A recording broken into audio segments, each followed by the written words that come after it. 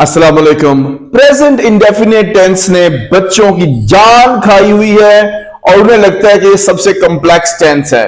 तो चलिए आज हम प्रेजेंट इंडेफिनिट के मसले को हल कर लेते हैं। आपके दिमाग में जो खदशात हैं इस एक वीडियो को देखने के बाद सारे फिनिश हो जाएंगे और आपके दिमाग में जो उलझने हैं, कीड़े मकोड़े इधर भाग रहे हैं और आप पजल हो जाते हैं, आज मैं सब ठीक करने वाला हूं। वीडियो एंड तक देखिएगा। ये है फॉर्मूला प्रेजेंट इंडेफिनेट का। जैसे मैंने बताया, अब आपको हमेशा के लिए इंडेफिनेट याद हो जाएगा और मसला भी ज़हन से खत्म हो जाएगा। तो चलिए चलते हैं फॉर्मूला की तरफ। तो प्रेजेंट इंडेफिनेट का फॉर्मूला ये है कि इसमें फर्स्ट फॉर्म प्लस एसईआईएस लगता है। एज इट इज आपने अपने घर में एक व्हाइट बोर्ड लेके उस पर बनाना शुरू करना है। यहां पे लिखा है फर्स्ट फॉर्म प्लस एसईआईएस, फिर मैंने बनाई है ब्रैकेट। ब्रैकेट के अंदर ये 5 चीजें लिखी हैं, ही शी इट नेम और singular. He she it name singular, bracket बंद, एसईआईएस सवालिया और मनफी बनाने के लिए डज लगेगा।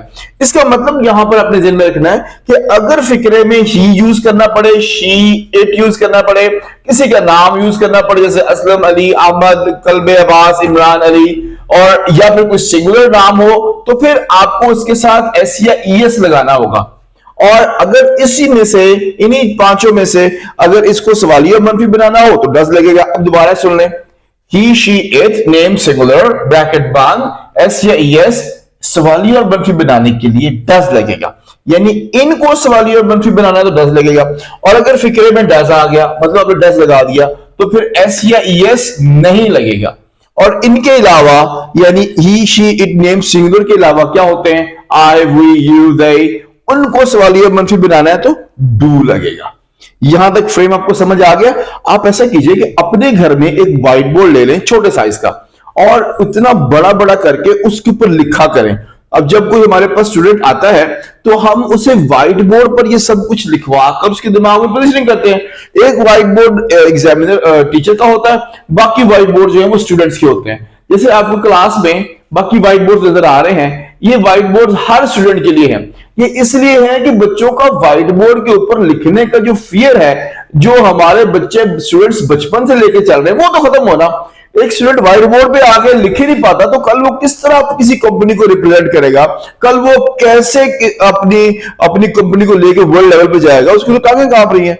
तो हम क्या करते हैं, हर एक को व्हाइट बोर्ड देते हैं, वो व्हाइट बोर्ड पे आकर लिखकर दूसरों को, अपने साथी क्लास फेलो को सिखाकर सीखता है। ड्रिल ऐसे होती है कि टीचर ने अपने व्हाइट बोर्ड पे लिखना है, स्टूडेंट ने अपने व्हाइट बोर्ड पे लिखना है। जो घर में आप स्कूल में और कॉलेज में आप लिखते रहे हैं कॉपी पे, वहां पर इतना छोटा सा वर्ड लिखते हैं, उसे इमेज आंख में छोटा बनता है, दिमाग उसे थोड़ी मेमोरी एलोकेट करता है, वो जल्दी मिट जाता है। जब आपने रजिस्टर जितना बड़ा लफ्ज व्हाइट बोर्ड के ऊपर लिखना है और फिर साथी क्लास वालों को बताना है, उसको सिखाना है, आपको हमेशा के लिए याद रहेगा।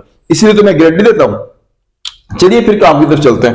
फॉर्मूला है first form plus S E I S, bracket शुरू, he she it name singular, bracket बंद, एसईआईएस सवालिया और मनफी बनाने के लिए डज लगेगा। अगर फिक्रे में डज आ जाए तो एसईआईएस नहीं लगेगा, इनके अलावा बाकी सबके साथ डू लगेगा।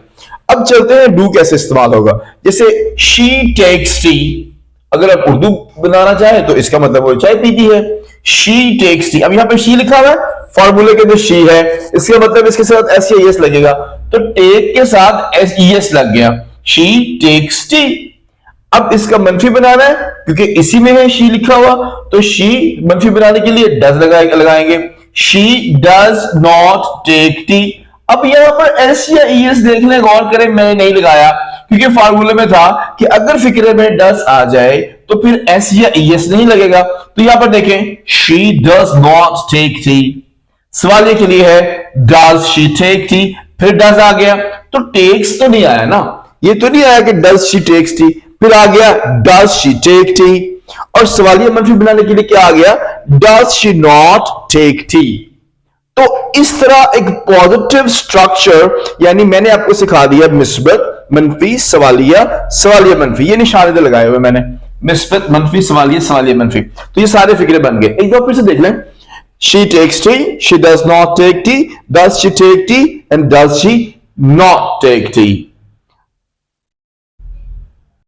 और अब हम देखते हैं कि डू किसके साथ लगेगा। डू के साथ जो सेंटेंस बनता है, फॉर एग्जाम्पल मैंने आपको बताया था कि ही शी इट नेम सिंगुलर के अलावा बाकी सबको सवालिया मंफी बनाना है, तो डू लगेगा। डू लगता है आई वी यू दे के साथ। अगर मैं यहां पे छोटा सा लिख दूं तो आपके लिए थोड़ी आसानी हो जाएगी। आई वी यू they, या प्लूरल PLURAL, प्लूरल के साथ डू लगेगा, उसको सवालिया और मनफी बनाने के लिए लगेगा, वैसे नहीं लगेगा। फॉर एग्जाम्पल वी, अब आपके पास फिक्रा आ गया, वी ईट फूड, हम खाना खाते हैं, एक उर्दू में मिसाल है। But in English we eat food, इसका मनफी बनाना है we do not eat food. सवालिया बनाना है तो डू पहले आ गया, डू वी ईट फूड, और सवालिया मनफी बनाना है तो do we not eat food. इस तरह डू के साथ जो फिगरात हैं वो ऐसे बनेंगे। और आई वी यू दे के साथ एस या ईएस नहीं लगता है, ये भी आपको याद हो गया। तो ये आपके लिए मेन फ्रेम जो प्रेजेंट इंडेफिनिट के टेंसेस का था वो एक्सप्लेन हो गया है। प्रेजेंट इंडेफिनिट में एस या ईएस लगता है। एस तो आपने लगा लिया कि ही शी इट नेम सूरत में सिंपल वर्ड्स के साथ एस या ईएस लगता है। तो सबसे बड़ा मसला खड़ा होता है कि ईएस कहां लगना है, वो समझ नहीं आ रहा, इसलिए बच्चे कंफ्यूज होते हैं। तो चलिए मैं आपको बताता हूं कि ईएस कहां आप ऐड करेंगे। Present indefinite where we add ES. तो एक बात याद रखिएगा, verbs end in, ending in, verb जिनके एंड के ऊपर होता है क्या, CH, SS, SH, X या ZZ, यानी दोबारा बोल दूं CH, SS, SH, X या ZZ। तो ये अगर वर्ड्स एंड पे आ जाते हैं तो उनके साथ हम ES लगा देंगे एंड पे। अब इसकी मिसाल देख लें, अगर आप एक फिक्रा लिख रहे हैं उसमें वर्ड आ जाता है वॉच, तो वॉच जो है वो चेंज होकर वॉचेस बन जाएगा, यानी ये CH है तो ES आ जाएगा। ये वाला मैंने इसकी एग्जांपल दे दी आपको यहां पर। अगली एग्जांपल SS की है, मिस आ गया, SS आ गया तो मिसेस। आगे वॉश, वॉशेस, मेक्स, मेक्सेस, बज, बजेस।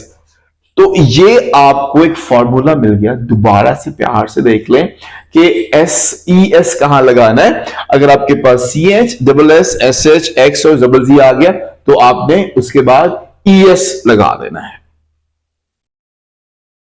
और नेक्स्ट हम लगाएंगे ES अगर वर्ब एंड इन कॉन्सोनेंट, अगर वर्ब कॉन्सोनेंट के साथ एंड हो जाए और उसके साथ Y हो एंड पे। फॉर एग्जाम्पल ये प्लस और साथ ये जो है ना वो पुराना आ रहा है वर्ड, और साथ Y आ जाए। फॉर एग्जाम्पल द वर्ड है स्टडी, STUDY, डी कॉन्सोनेंट है, इसके साथ Y लग गया तो ये चेंज हो जाएगा स्टडीज में, तो Y इसका ड्रॉप हो जाएगा और ये I से चेंज हो जाएगा। और यहां पे रिप्लाई है तो Y इसका ड्रॉप हो जाएगा और इसकी जगह I आ जाएगा तो ये बन जाएगा रिप्लाईज। तो अगर Y एंड पे आ जाएगा और उससे पहले कॉन्सोनेंट होगा तो जो एंड वाला Y है वो ड्रॉप हो जाएगा। तो ये है वो मेथड जिसके साथ आप ES लगा सकते हैं। आपको यकीनन ये वीडियो अच्छी लगी होगी, आप इसको अपने दोस्तों के साथ शेयर कर सकते हैं। हमारे चैनल को सब्सक्राइब किए बगैर ना जाइएगा ताकि हम जो अच्छी वीडियोस अपलोड करते रहें वो आप तक मिलती रहे। ओके, सो थैंक यू, अस्सलाम वालेकुम।